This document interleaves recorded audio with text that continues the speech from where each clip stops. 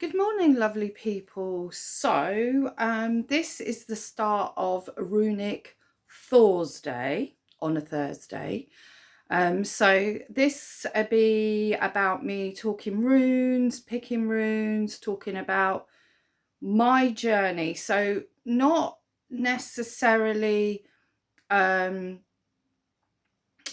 what each rune means, the generic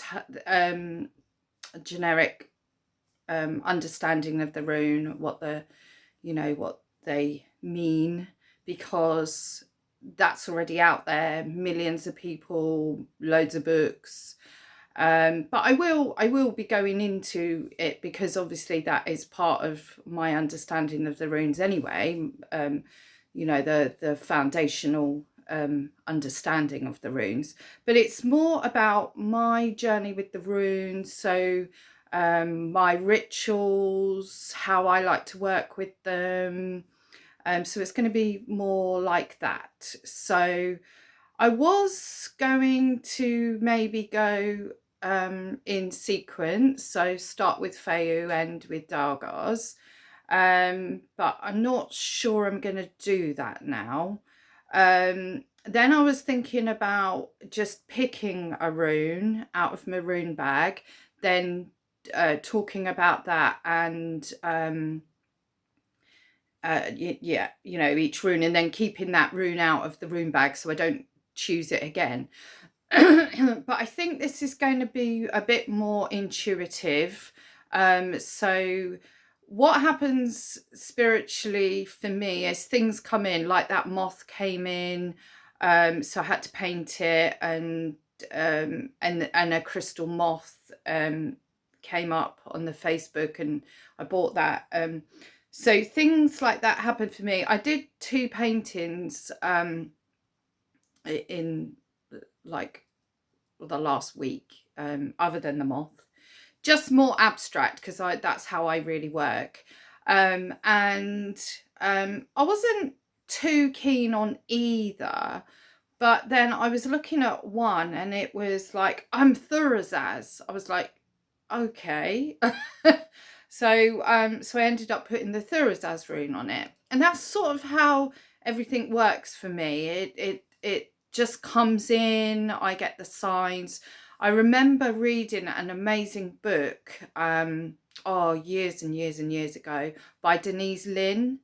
And I mean, she's got some really good books. I read her Sacred Space book, I think, first, which was absolutely brilliant. Loved it. And then I bought Signs and Signposts, and that was just fascinating. I think I've discussed this before, maybe even in one of the videos. But so it's like things just appear to me. Suddenly I'll have a wolf come in, or suddenly I'll have Anubis come in, or so I work quite a lot with the Egyptian, which has been quite interesting with the runes, because I was like, well, how do I sort of mix northern tradition, the runes, with my Egyptian work? And I work with Kali's, my sort of patron deity, really. I was like, how on earth? They're just like all, so different. But to be fair, it has really worked. And I did a journey to Helheim, which was so funny. So I was doing this journey to Helheim, and not to meet Hela, just to just a very simple little journey to just first go to Helheim and feel it and stuff. Not a deep journey. And I was on like a black river, going through on a boat, and I'm sitting on the boat, and there's other people on the boat, but I didn't know who they were, and there wasn't like I could connect with them or anything. So it was like I was on my own, although there was people there. And then all of a sudden, sitting next to me is Anubis, and I'm like, no, that doesn't make sense to me. We're in Helheim. And then I just got, yeah, but I'm Lord of the Underworld. And I'm like, oh my goodness, yeah, really? you know, you can weave in the different things, and I think you learn the runes, and then the runes become part of your practice, part of your life. And so they have to weave into what you already are and do, um, because otherwise it wouldn't make sense. It's like a lot of the runes for me have come out, and I've worked with them through painting or drawing or embroidery. And uh, there's a lovely lady, Erica. She does all this amazing sacred embroidery, and she uses the runes, and it's just quite fascinating. But I've done the same, and I'm making a shawl. So I like crochet. So I'm making a shawl, and it's going to be my runic shawl. So it's going to have all the runes on it. I've done the runes. I've got to finish it all off. But you know, that incorporates all, you know, parts of my creative. So I think my creative is the big sort of one of the biggest parts of my practice is that. So yeah, so with Runic Thor's Day, it's going to be my journey with the runes, and with my little snippets and bits in that I do, you know, or, you know, some of my artwork and things like that. So, yeah, so I'm looking forward to this. I wasn't going to do this today because in the video yesterday I said, you know, my energy's like really low. I was really struggling, and I think some of it is this connection between Isa and Kinaz. It's almost like it's fighting. So I'm working with the half month of Kinaz, which is my inner half month. The outer half month is Ingu's, which is great because that's the seed, and you know, and obviously we've got Odin in retrograde, which was yesterday, Wednesday. So it's like him going down into the underworld, or, well, no, not underworld, but down, you know, the seed, down into the earth. And my energy was like really, yeah, really struggling today. I do feel a little bit of it has shifted. My body's really hurting today a lot. Unfortunately, I sort of have got used to the pain because with fibro, I can't take any, I'm so hypersensitive, I can't take any medication. Not that I particularly want to take a lot of that really heavy medication. But yeah, so, and then I did my post on my Crowfire group on Facebook. And as I was doing it, because I put in what is the half months and my rune and that for the week, and the numerology and everything. And of course, today is a Thursday. That's a Jupiter day, or Thor's chariot in the runic astrology. And you know, Jupiter is really about expansion and stuff, and the numerology is 26, so we end up with 8, so it's a double expansion day. So I thought, oh, no, I have to start Runic Thor's Day today because of the date, the energies. So yeah, so I think what I'll talk about today is just that connection between Isa and Kinaz, because I've got Kinaz as my first thread, the ascendant one in Western, and you know, it's what I show out into the world, and what is, I think, it's quite in depth in me because the Kinaz energy is really strong in the, you know, all aspects of Kinaz, the shining the torch, shining the light on my shadow as well, and you know, really getting deep into who I am. And I am a creative person. It is massively who I am and who people do see. People do see me as that. But that's been more because as I've gone through the awakening program, and which was just really learning about the runes, which was just fantastic. But the mastery program has been on a different level, because that sort of helped me find more of me. And in that, with the runes, but also just on another level that I can't really put into words. I can't really explain it with words. But I've embraced my creatrix. I've embraced this art witch that was always there, but I suppose I didn't really quite know, because I didn't follow a specific path. Like, I'm not Wiccan, you know, I am a nature witch, but most witches are, because that's, you know, part of it. I'm a runic witch, yes, because I really use the runes. I'm a crystal witch, yes, because I really use the crystals.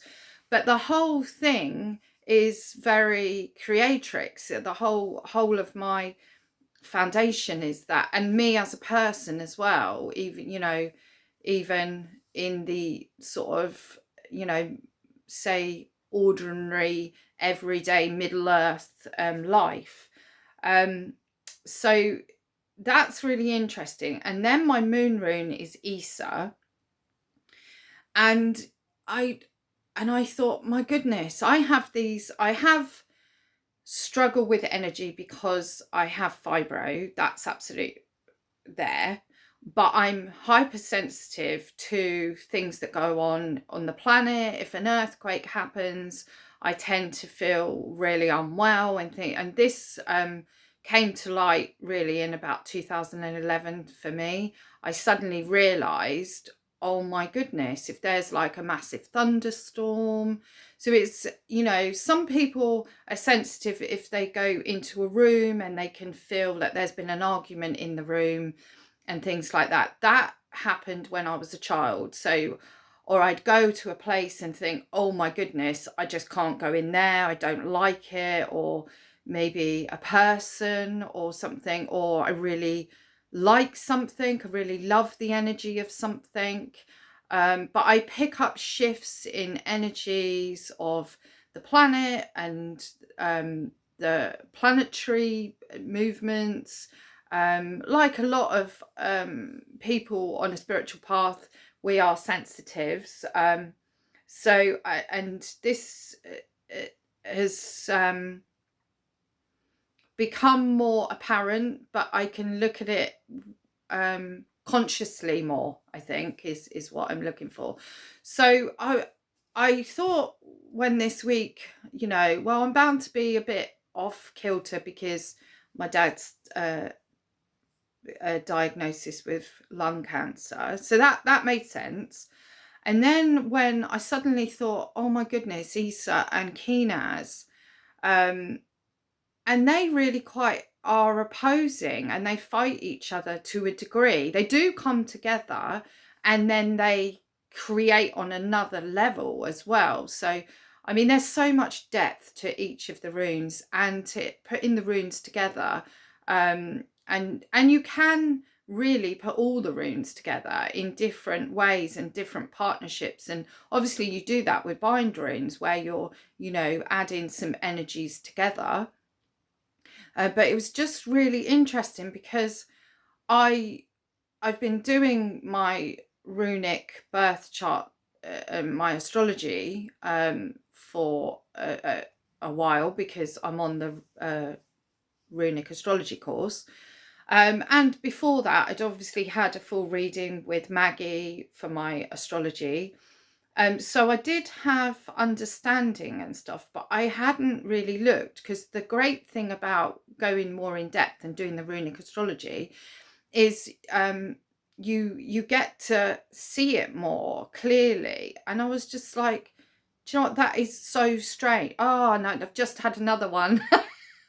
As I'm talking, we're in the half month of Ingus, and Ingus is my my hour, my birth hour rune, which the Nornir weaved in to help me. So there's energies going on at the moment that are 3 of my runes, which is that makes it even more interesting. So I think I can look into that somehow.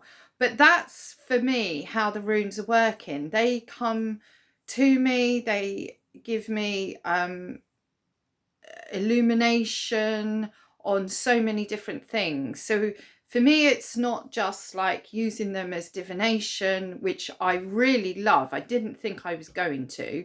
I think I said in my sort of one where I was talking about the introduction to the rune stuff, but yeah, they surprised me in that, because I love doing readings with them, because there's so many ways of reading them, and they're just fascinating. I'm still so much in awe. I'm like, when I think about the runes, I just get so excited. I try not to, but I can't help it, because they just yeah. They just do that to me.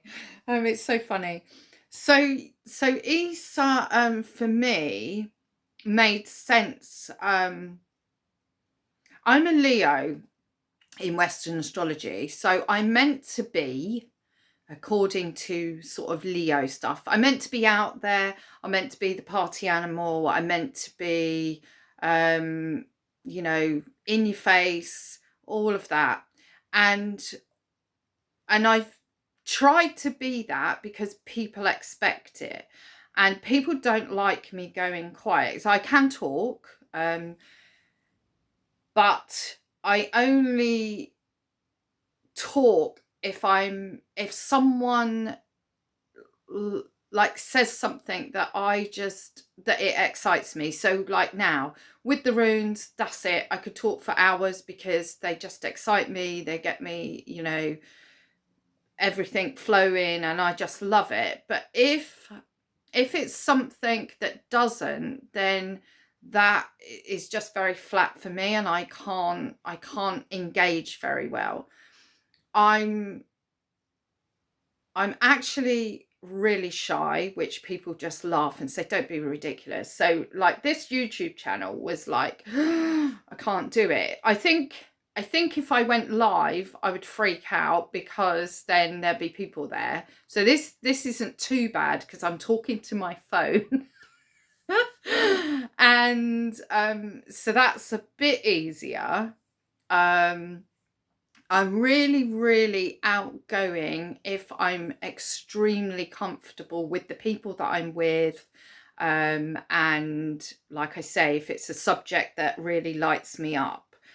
I don't like meeting new people. I really struggle with that. I can either be loud because I'm shy, and it's the only way I can like feel like I can get in there. If someone engages with me, and if they sort of said, oh, you know, you're into the runes, then they would get me rambling on, because that would, you know, light me up and get me there. But I don't like going to new places. I don't like new things. When I was signing up for the awakening, I'd met Maggie. So if there's someone within a space that I have to go into that I already know, then I'm not so bad. But when it was like, well, all of this is going to be on Zoom, and we're going to have these circles, I was like, oh my God, I was terrified. I was like, I don't want to do Zoom. People will see me. And yeah, I'm really quite an introvert. And it's always confused me, because I've tried to be the extrovert, the Leo. They're out there, they're on the stage, they love the stage. I hate the stage, hate it. I don't want to be on the stage. which is again a bit of a contradiction when you think of like doing a YouTube channel, because you know I've now put myself out there. I love teaching Reiki and everything, and doing my classes. I used to do my groups. I loved that. But I think that possibly was because it was my group and people were coming to me. But then in that, I had friends already there. So the new people that came in, I already had my little team sort of thing of people that I was comfortable with. So I felt okay. But yeah, just like going on that Zoom for the first wisdom working circle was like, oh no, I don't want to do it. Once I was on, I was okay. And now, you know, I really quite enjoy doing the Zooms and the classes and that. And even with like new people, and I'm on the awakening cohort for this year, which is about to finish, you know, so none of those people I knew. And then I'll be on the next one because I help, you know, with them.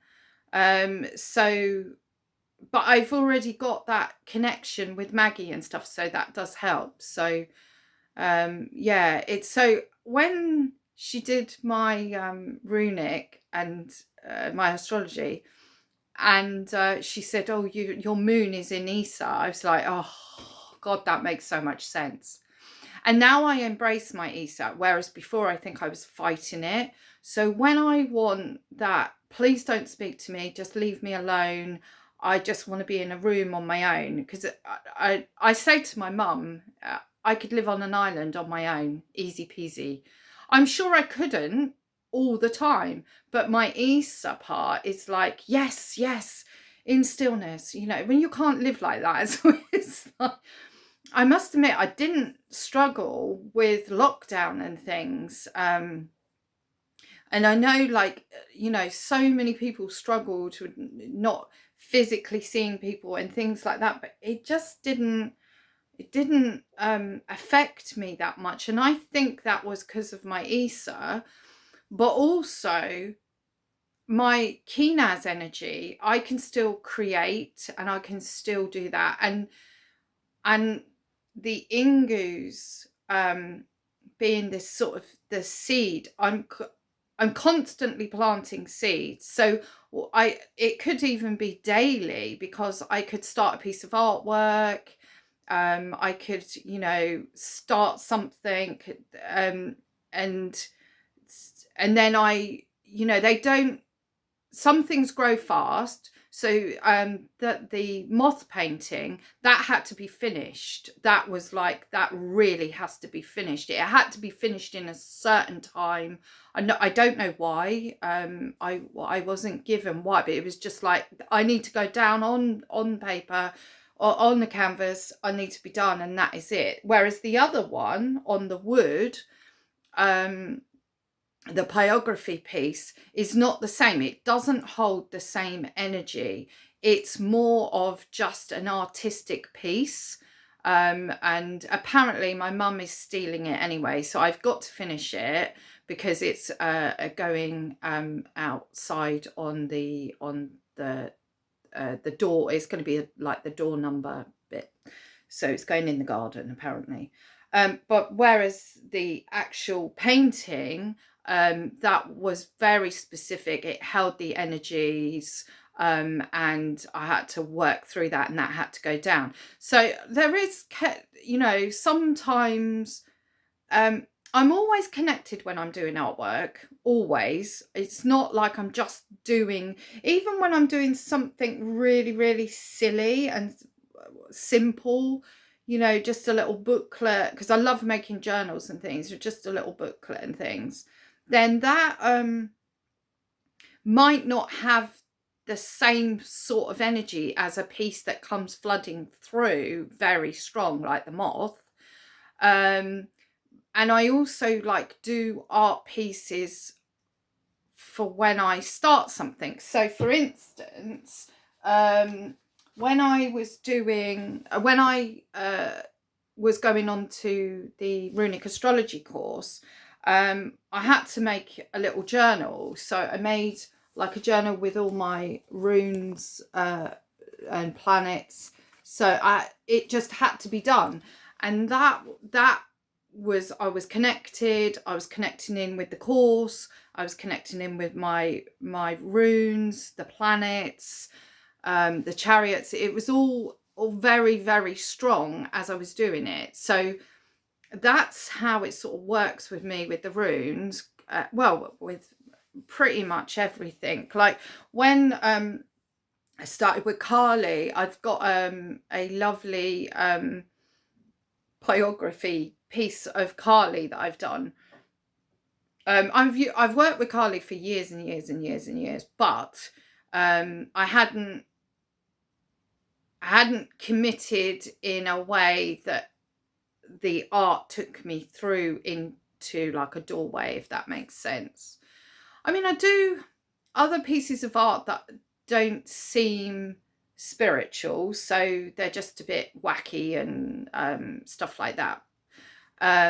Or like when I'm doing like a little booklet thing, like I made these little ones, they're not going to hold, they're just art really, they're not so much spiritual, but because my energy is so connected into my practice and everything, then I think bits of that come through anyway.